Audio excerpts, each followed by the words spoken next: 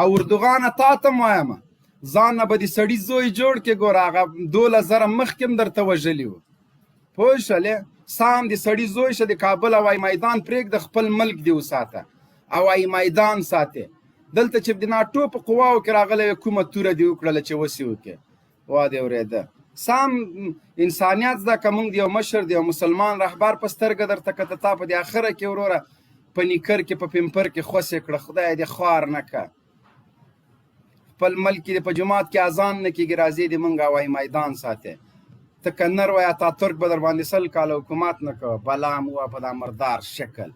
تر اوسه پورې د ترکیه خرڅه د 4 کاله لا پاتې ده ته راځې د موږ میدان ساتې لیونیه که دې ته خوشحاله چې 400 توغندي دې له روسیې نه اخیستې هماغه روسیه هم درته په ګونډو کړې ده چې اتا تې توغندي اخیستې ته لا وړوکی بچی د افغانستان په کارو کې ګوتې مه وهه چا به درته خالد بن ولید ویلې او چا به څه ویلې لاړې ځان دې للو ګوشتک د ځان نه جوړ که بیا عقله سړی د افغانستان خلک ازار لري ګوره وای زما ازار د لیونی کاشنا چې په سکانو باندې ځان وژنې